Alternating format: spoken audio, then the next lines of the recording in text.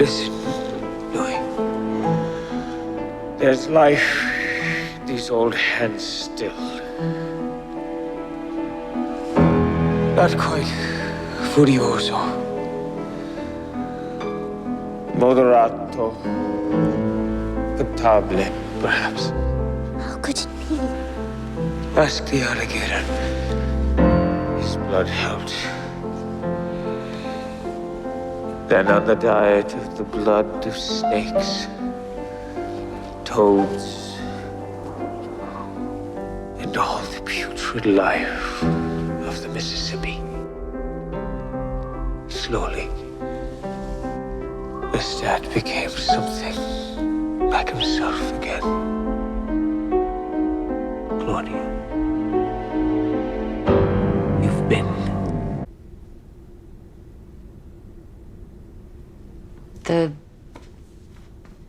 Sweden.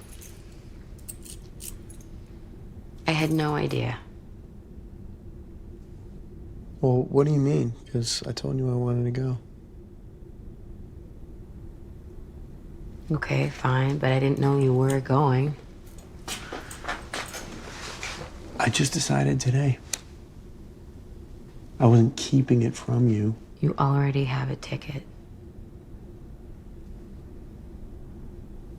I'm sorry.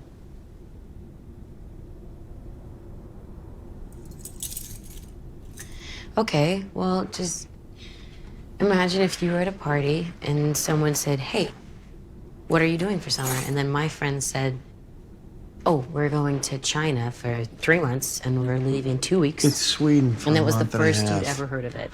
Okay. I told you I wanted to go to Sweden. Oh, well, you said it would be cool to go. Yeah, and then I got the opportunity and I decided Look, I to don't do mind it. you going. I just wish you would have told me, that's all. Well, I just apologized, Danny. You didn't apologize. You said sorry, which sounds more like too bad. There, on your left. He's on the ground. Direct me to him, Sam. Emily, what are you doing? Let's go, okay? Just I go. need to know if he's dead. He's still breathing. Okay. I'm gonna end this now. Emily, what are you doing? You have no idea what this man has put me through, Sam. Emily, this isn't you, okay? No, I don't know, but let's just go, okay? If he just left me alone, none of this No, would wait, have happened. don't do it, Emily. Whatever you do, don't do it. I can get you out of here. I got you, okay? Let's just get out of here. Emily, he's moving, please. Emily, please. Emily, he's moving, please.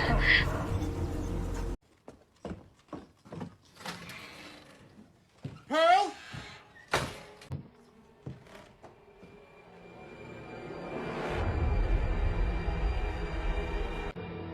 Howard,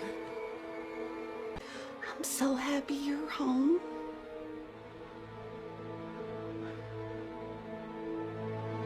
Ever been in a toxic relationship?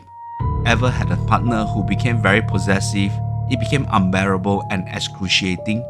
Every single word, every single action, every single response to a question become amplified and stigmatized.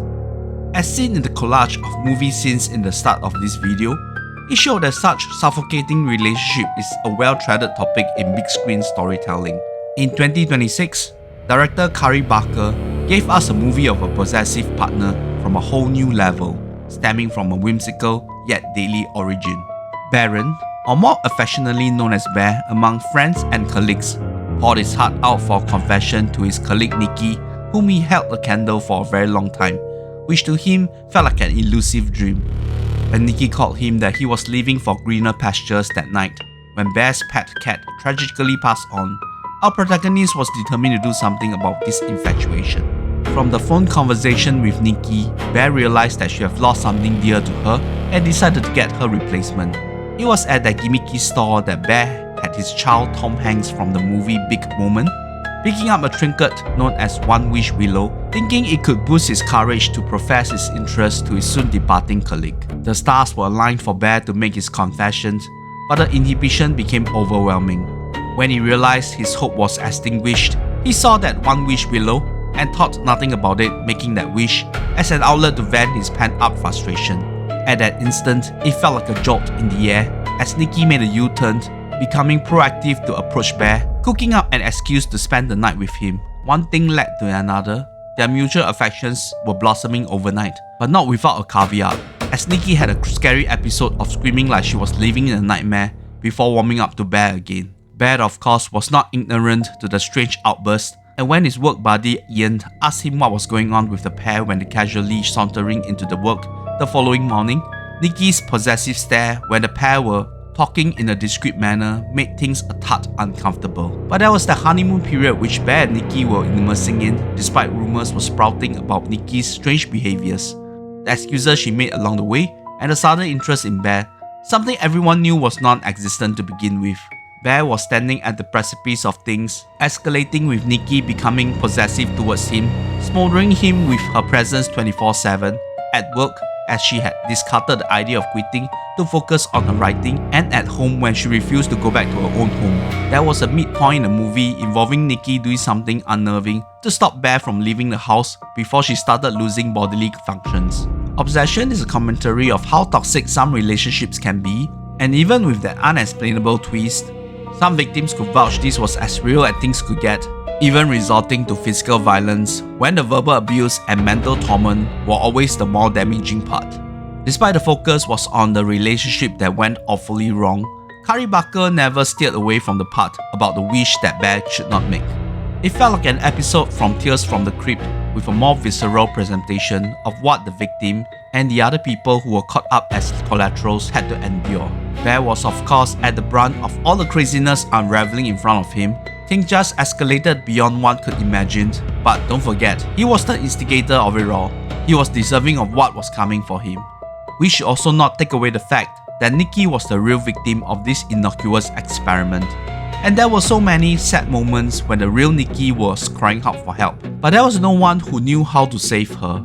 The cathartic release for Nikki at the end felt so authentic, which turned into sheer horror as she started to understand the weight of her actions she might have inexplicably done.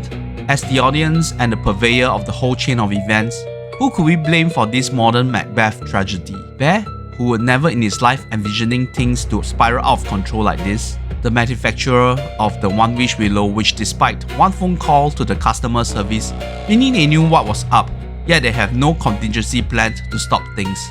Is it the store that sell the items without realizing the danger of granting the wish? Or was it Bear's colleagues like Ian and Sarah who felt like giving him false hopes, and when things worked out well for Bear, tried to spoil things, although with a good intention, aggravating the situation for Bear and Nikki. Despite portraying the villain, Nikki was furthest from being blamed for sure. Viewers of this channel knew I am no film scholar, but I thought I could compare Obsession with Macbeth, and this is what the AI chatbot delivered. While one is an Elizabethan play about political usurpation, and the other is a contemporary supernatural thriller about a toxic relationship, they map out onto each other beautifully when it comes to their core themes. Firstly, the supernatural catalyst. With the encounter of the three witches, Macbeth ignited his hidden desire for power. We of course know about the whole deal with the One Wish Willow in the movie. In both cases, the supernatural element does not force the characters to act. It simply exposes and exploits their inner vulnerabilities. Secondly, the hamartia, or the tragic flaw. As classic tragedies dictate, both protagonists suffer from a fatal flaw that dictates their downward spiral. Macbeth's flaw is his political ambition, while Bear had his obsession towards Nikki. Thirdly, the nightmare of getting what you wish for. Macbeth suffered intense paranoia, sleeplessness, and the bloody cycle of violence to maintain control after he attained his crown. Nikki's affections warps into a terrifying, suffocating, and dangerous psychological nightmare when Bear got his girl. Finally, the loss of control. Both stories excel at showing a protagonist who initially thought they were the master of their destiny, only to realize they have unleashed a monster they cannot control. Both serve as cautionary tales. When you use a shortcut to force reality to bend to your will, the universe usually bends back to break you. There is also some nuanced comparison between Nikki and Lady Macbeth that split personalities during different states. For Nikki, the unknown force that possessed her to be overly smitten with Bear, and the real Nikki that was trapped within. For Lady Macbeth, the ruthless one at daytime, and the fractured and vulnerable one at night. It was well known after the massive success in the box office for the movie, seeing recently surpassing Sinners taking from last year and becoming one of the most financially profitable movies to gross $400 million at a production value of only $750,000, not taking into account of the marketing engine from Focus Features and Blumhouse. There were stories of crew getting a meal and a handshake during production, and of course Kari Barker himself working as his own editor, and his tag team partner Cooper Tomlinson helping out quite a bit, even casting in the role of Ian. I do hope that there were some residual rewards for the production team. The movie presented in a 1.5 to 1 aspect ratio and did not come off as gaudy looking. If you have seen Barker's and Tomlinson's That's a Bad Idea production shots on their official YouTube channel, you know that the filmmaking was at a minimum cinematic. Even for Milk and Cereal, which worked on the found footage storytelling, it was apparent that it was made by a decent filmmaker.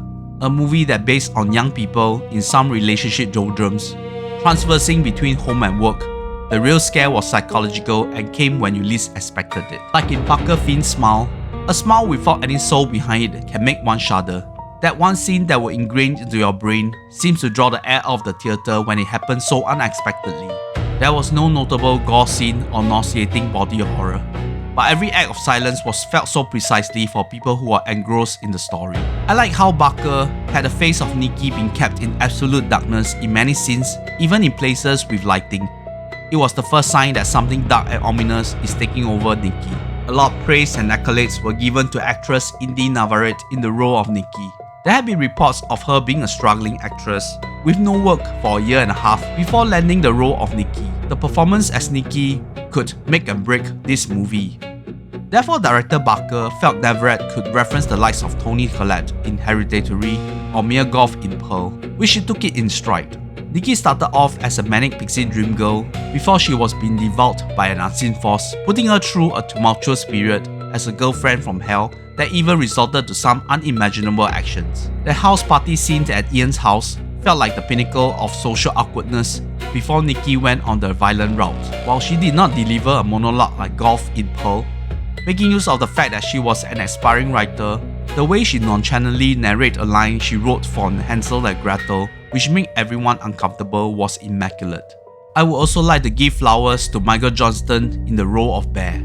He was a nervy wreck from the start, especially dealing with the girl he had his eyes on. Bear always knew what was the cause and effect of the things unraveled and tried in vain to resolve it for himself and ultimately saving Nikki. I thought Johnston, another alumni from the Teen Wolf TV series, displayed the energy for Bear at various points of the ordeals. Cooper Tomlinson and Megan Lawless in key roles of Ian and Sarah respectively were definitely not Bruno Kirby and Carrie Fisher in When Harry Met Sally, the best friends in a romantic comedy. The short interlude about Sarah was quite gut-wrenching, especially what happened eventually, and we all knew how Bear felt about her by the point. As for Ian, the scene when you're obliged to Bear's frantic request with the one wish below, yet doing it like your typical stupid friend will do, reminded me of the classic scene in the anime Dragon Ball with the first summon of the Shenlong.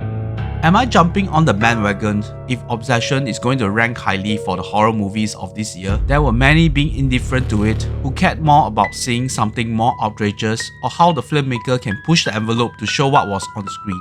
There were scenes that will upset you, but not for those who watch horror movie for the cavalcade of jump scares, which in its absence will immediately label it as a boring movie. Dear Mr. Barker, your second feature film Obsession is an easy 9 out of 10 for me, and this felt like a movie that have a good rewatch value. I follow up Obsession with another memorable horror feature. Do you want to know what's up next? Please click the subscribe button and hit the notification bell. If you like this review, especially that Macbeth comparison, please give me a like.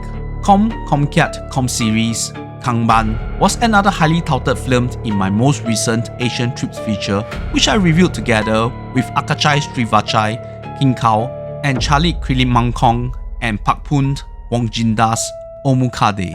Would you pick up novelty trinkets like One Wish Below in those novelty stores that sell energy ornaments? I suppose many people would, but the packaging was really not that appealing.